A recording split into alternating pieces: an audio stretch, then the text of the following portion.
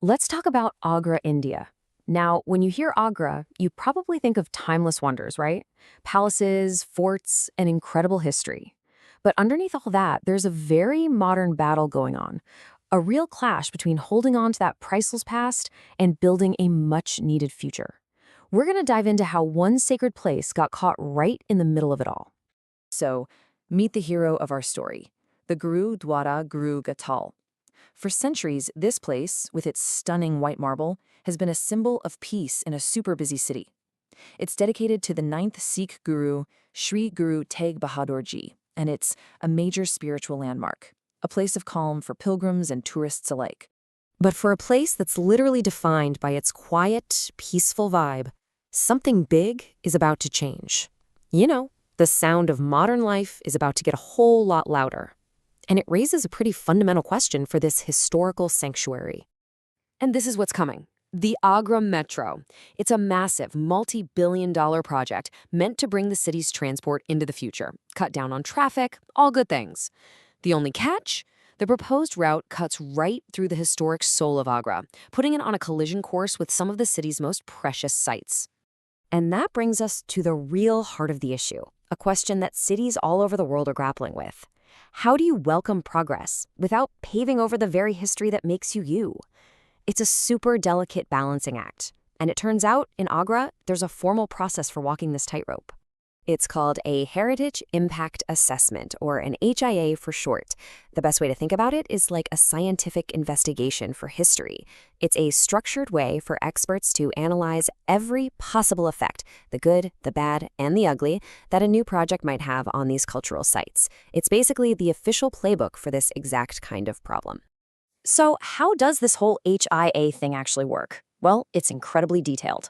First, the experts just become total history detectives, digging through old maps and documents. Then they go out and physically survey the area, mapping out every single piece of heritage within 300 meters of the project. After that, they have to assign a value to each site. How important is it, really? And finally, they try to predict the future, analyzing everything from vibrations during construction to how tourism might change years later.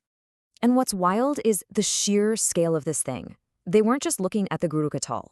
The HIA covered tons of sites. I mean, look at this table. You've got giants of history, like the Agra Fort, rated very high in significance, right next to Guru Ka Taal, Akbar's tomb, and the Jama Masjid, all rated high. It just goes to show how packed with history this landscape really is. Okay, so this is the moment of truth, right? After all that research, what was the final call? Is this huge metro project a looming threat, or could it, and this might sound crazy, actually be a good thing for the city's heritage? As you might guess, the answer is complicated. So the HIA report basically split the whole thing in two. First, you've got the construction phase. And yeah, there are risks. Vibrations, dust, the ground settling.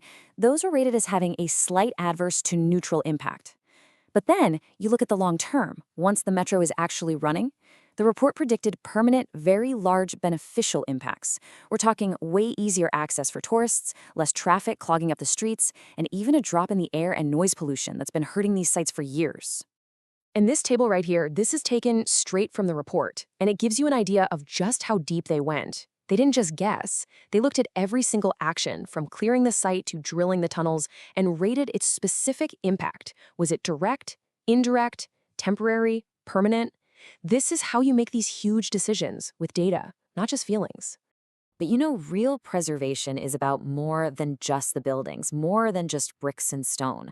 For Guru Ka Taal, the Taal itself, that sacred reservoir that gives the place its name, is its living, breathing heart. And other research shows that the water is facing its own environmental challenges, which is a great reminder that to really save a site, you have to protect its entire ecosystem. And the job isn't done just because the report is finished. This quote from the HIA is so important. It basically says you have to keep watching, keep monitoring, during and after construction. It's the only way to make sure that the plans you made to protect these places are actually working, and that those short-term risks don't accidentally become long-term disasters.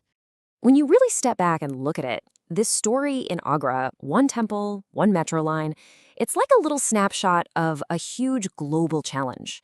This exact same conversation is happening in historic cities all across the world.